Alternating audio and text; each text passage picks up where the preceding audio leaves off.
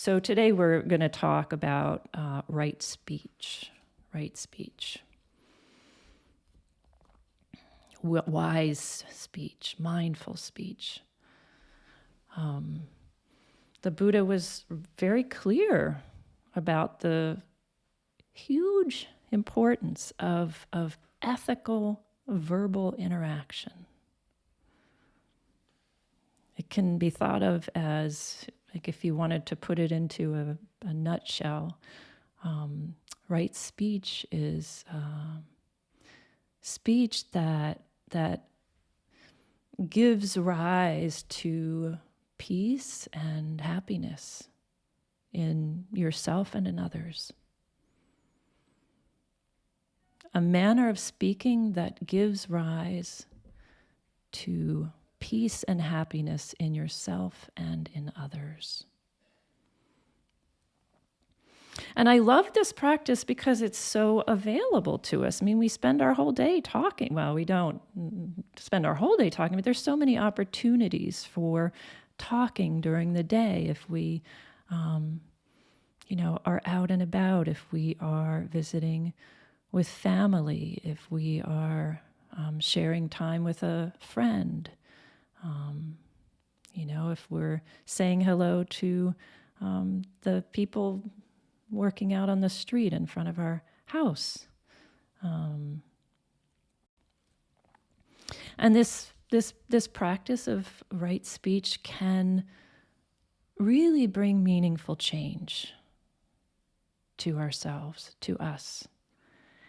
And it can really bring meaningful change to the other people in our lives as well. It can strengthen our relationships that we already have that are good.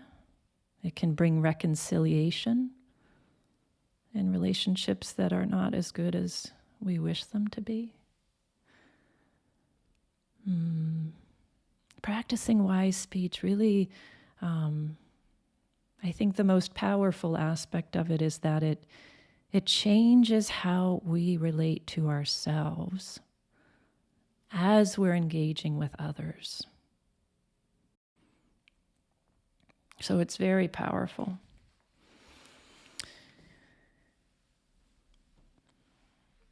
There are 5 things to consider before you're speaking, according to Buddha. He had a list of 5. He loves his lists. So, is what you're about to say, and I'm going to boil it down to 2, because I like things easy. Is what you're about to say, number 1, factual and true?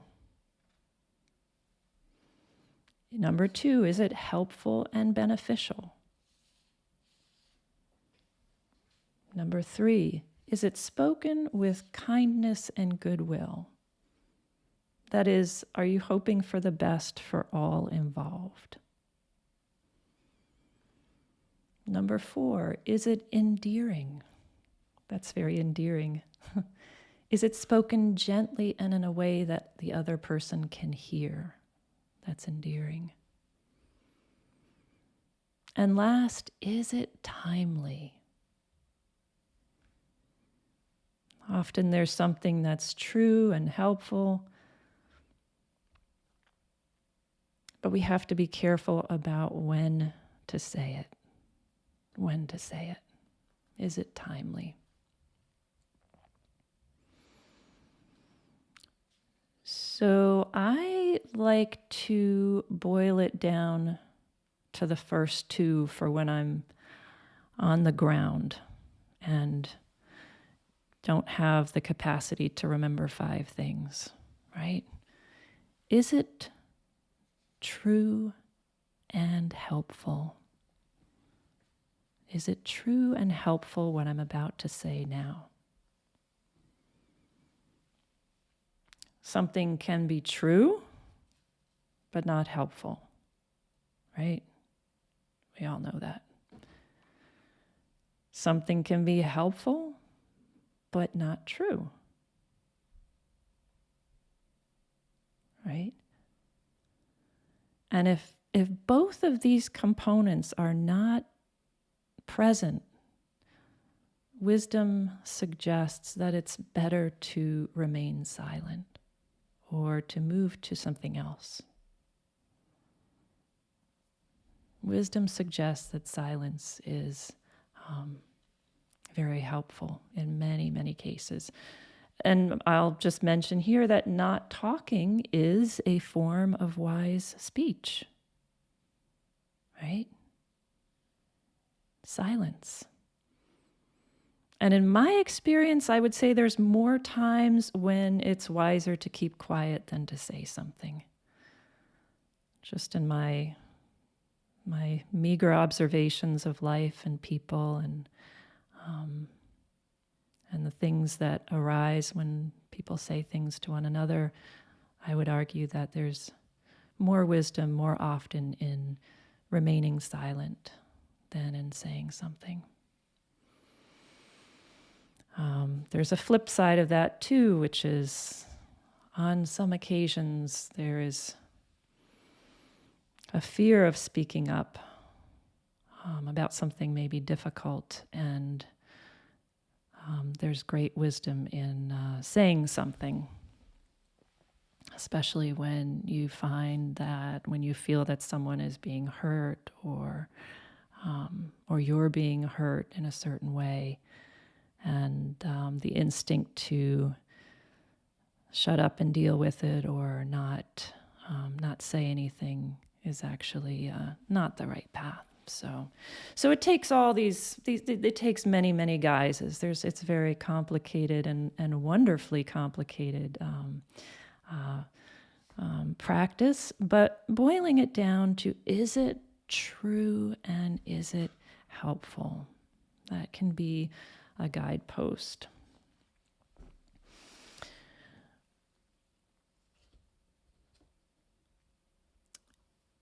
So again, I'll just repeat that engaging in wise speech allows us to be honest with ourselves, right? We're preparing to share with someone else, but it really forces us to have to really be honest with ourselves. Like, you have to know what's true for you if you want to try and be truthful when you're talking to someone else. Right? You really can't have one without the other. It's not possible. An example comes to mind. Say you don't want to go to dinner with someone, right? And your instinct, you're like, something in you is just like, oh, this person has said come over, and you just don't want to do it. And instead of like jumping immediately to the story that you're going to come up with to get out of it, right? Spend your time finding out what's your true reason without judgment. What's your true reason? Are you, is it something, are you reacting to that person? Do they talk too much? Do they drink too much? Are you feeling ashamed of how you look? Are you feeling ashamed of your inability to be lively because you're not well? Are you getting over the flu? Are you worried about something going on the next day? Like, spend your energy there in contemplation. Like, what's really going on with me? And then you can compose your words with care to this person, right? So then maybe you'd say, I need time to recuperate tonight. I've had a real busy day. Instead of just, oh, my car broke down, I can't make it. Right? And in that honesty, you're not saying something unhelpful to that person, but you're being true to yourself. Probably they'll realize a little bit, oh gosh, maybe being with me is not really relaxing for you. If that is the reason that you don't want to go, if it happens to be that particular reason. In being honest this way, you allow the people in your lives to be better friends to you. They can learn more about you truthfully, and then they can watch out for you a little bit better. Or they can know where you really stand. So is it true and is it helpful? That's kind of the guideline. And what Buddha taught is that there are 3 hindrances to wise speech, to right speech. There's 3 hindrances. There's 3 things that will keep getting in our way. And if we are aware of these, we can better, if we're aware of them, we can better work with them. So again, the first is false speech, which would be lying, exaggeration, and flattery. Lying, exaggeration, and flattery. Second, gossip and slander. Gossip and slander. So talking ill of people when they are not present. Talking ill of people when they're not present. And last is harsh speech. So speaking when you're angry or irritated. Harsh speech. Speaking when you're angry or irritated. These are the 3 hindrances to speaking wisely. False speech, gossip, and harsh speech. So the first one, false speech. False speech. I guess that's untrue. Things that are untrue. Blatant lies are the most obvious, right? And in my experience, people who practice mindfulness and meditation aren't really the ones who are actively setting out to lie, right? Even the students I teach down in prison who are much more active liars, as you would say, it still isn't. I don't think the intention is to speak an untruth. The intention is usually to protect oneself, right? If you're feeling unsafe, you tend to lie. For example, animals lie. My cat lies when she feels unsafe. She's my kitten. She'll get scared by the dog and she turns sideways, right? And the hair on the back of her neck goes up and her tail puffs out and she looks really impressive all of a sudden. She looks like twice the size that she naturally is.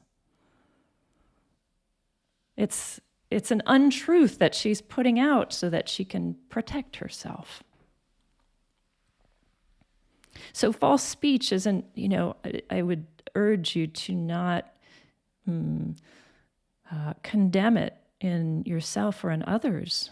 It's there for a reason. And what is the reason? That's what we want to become aware of. So more subtle and more prevalent than blatant lies is the little white lies, right?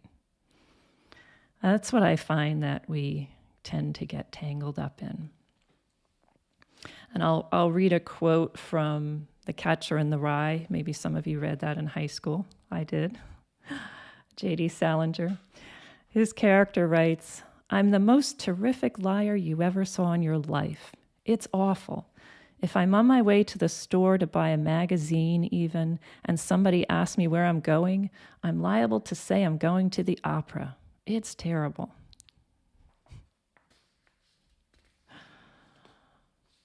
Why would you say you're going to the opera on your way to the store when you're on your way to the store in reality? And I think that comes from this feeling that we're not good enough. We're not enough, right? It's a very subtle and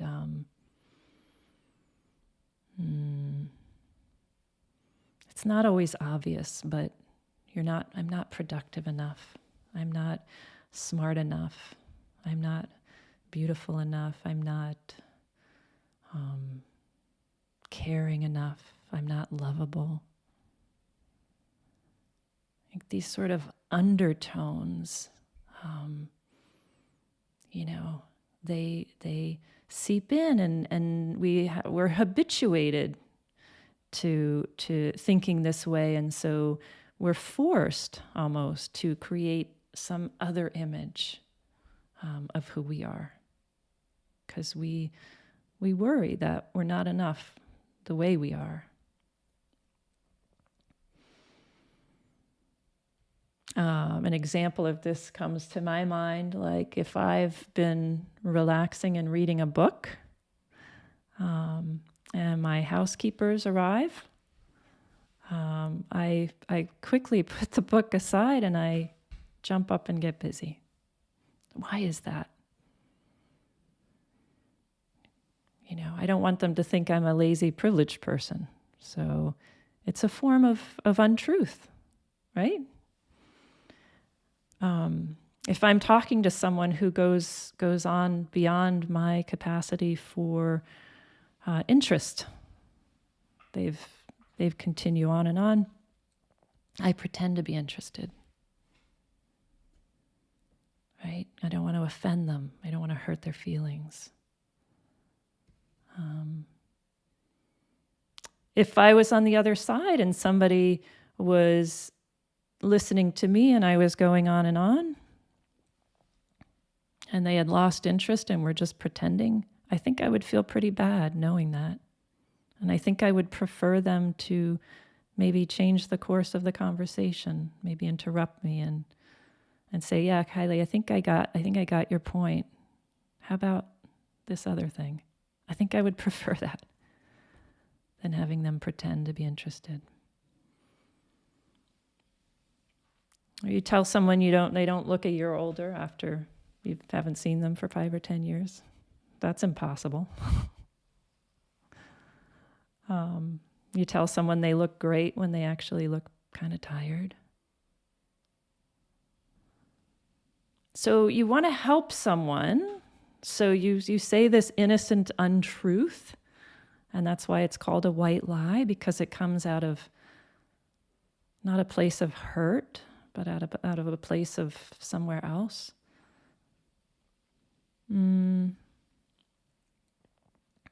There's this misguided belief that it's helpful, but the Buddha's teaching was clear. Any false speech will be the cause of suffering. It's maybe not obvious at first, but if you're trying to live a life of clarity, and if you're trying to be truly happy, any false speech will interfere with that.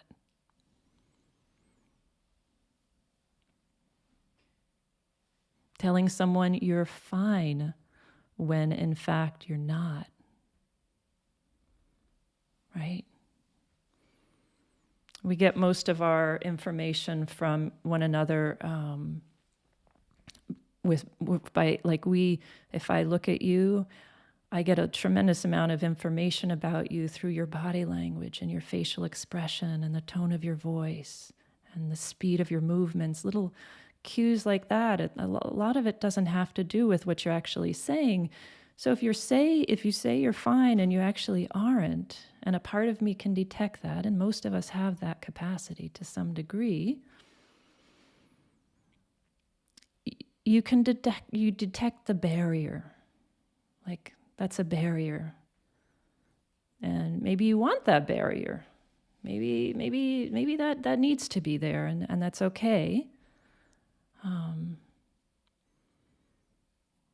But you definitely, over time, can practice with that truth as a way to remove those barriers with others. Flattery is another form of false speech. Flattery is exaggerating the truth to boost somebody's ego, right? Again, you look great, or you did so good. It comes out of a desire to help someone, I think. Right? In your mind, you're thinking something totally different, like, wow, you really messed that up, didn't you? But you don't say that. You said, you did a good job. You want to help. You want to try and make that person happy, right? But you're actually being complicit in a delusion. It's basically alerts that person that you too are afraid of the truth of the reality. And I would argue that being brave is more powerful. Being compassionate, but seeing the truth of others. When it's flattering, when it's not. It's how we build true connection with people. It's a way to say to somebody, I see you for who you are. And that's okay. It's okay. It's how we see ourselves. And when we see others, when we have a way to see others this way, again, we have to be truthful about ourselves. We have to be able to say also with ourselves, yeah, I see these things in myself that I'm not pleased with, but it's okay. It's all right. And I see them in you. It's okay. Everybody has that. It's okay. So,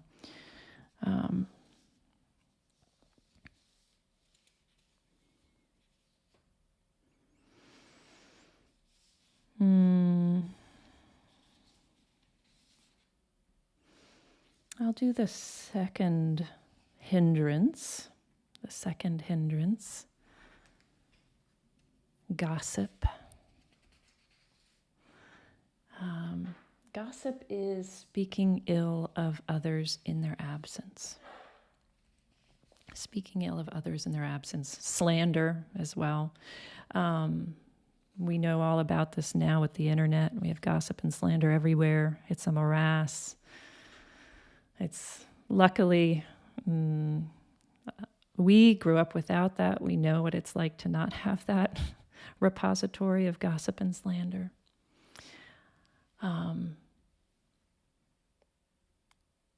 So when you speak poorly of other people, when you criticize other people, you point out their shortcomings or how they're not doing this or that correctly, whether or not they deserve it, whether or not they are doing it correctly or not, this falsely boosts our ego. This is why we do it. On some level, it just feels good. You can immediately put yourself above someone without the risk of confrontation.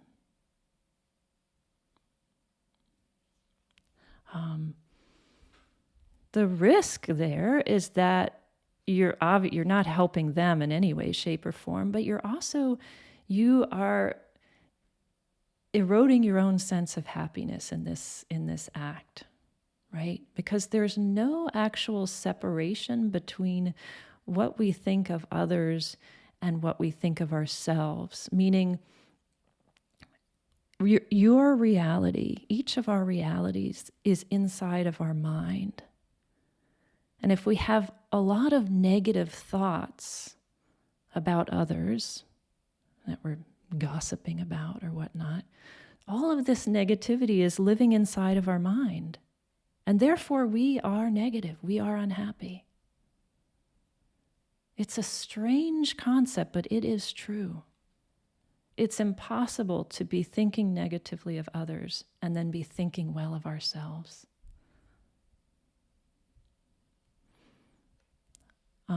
You can try it now, actually. You could just bring to mind somebody you know who's done something really unskillful or dumb, right? Something irritating. And just bring them to mind right now while we're sitting here together. Bring somebody to mind recently who did something that you just really weren't pleased with.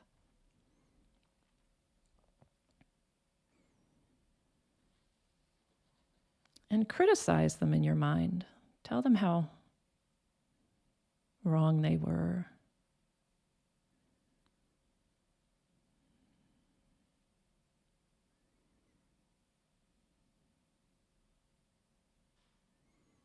Like you can sense in yourself, there's a certain energy to it.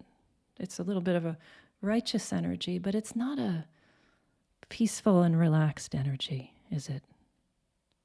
Your body is not peaceful and relaxed and happy. Your mind is not bright and clear as you're thinking these thoughts about this person. A rule of thumb that you can use this week for your homework and for the rest of your life is when you are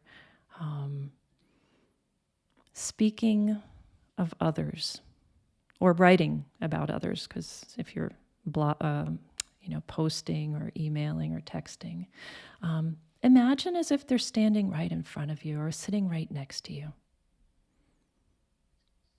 It's a golden rule of thumb. It reminds me of my brother-in-law who once, he's quite a gossip. He's a wonderful person, but he goes down the rabbit hole. And he once replied to an email with a lengthy and unflattering and true commentary on one of his aunties. And he did not realize she was in the email chain. And she read it and didn't speak to him for months. Is it true and is it helpful? Right? Imagine the other person reading it. Imagine the other person hearing what you're saying as you're speaking the words. How would they react? Does this commentary really need to be shared? In my experience, if you have something negative to say about someone to someone, because it's the same thing, about them and to them is really one, it has to be well-timed for them, and it has to be well-timed for you. Like they need to be in a mode to hear something unpleasant about themselves in order to receive it with any hope of sticking, and you need to be in a place of non-judgment, of kindness, of compassion. And rare I find that these two times coincide.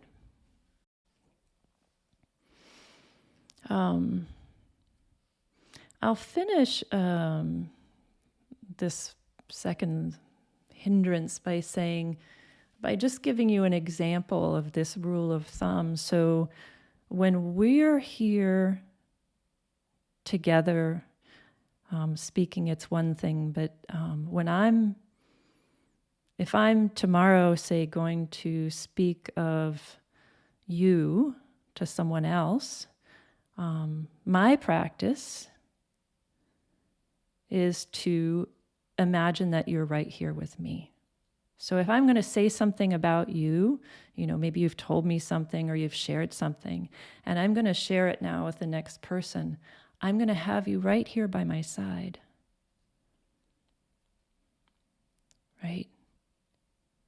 And I'm going to be caring about what I'm going to say, that it can be true and it can be helpful, and that you'll be able to, hopefully, to be okay with it. So you can take comfort in that, right? Like that's comforting to know that someone would regard you in that way. I have people in my life as well that I trust in this way, and it's helpful to know this. And my wondering is, what if more and more of us could do this? How could the world be better if more and more of us could do this? And the beautiful thing is that it's right in our capacity right now. I'll speak more on practical terms next time we're together on this practice of right speech, because it's not easy. Like all of these things we do, they're very simple, but they're not easy, and we have to be very, very gentle with ourselves as we try to engage, with ever more good intentions. So I think I'll close now, because I'd really like to get us to some meditation. And I'll just close by saying that by repeating that what's in our minds is really our reality. What's in our minds is what we put into the world.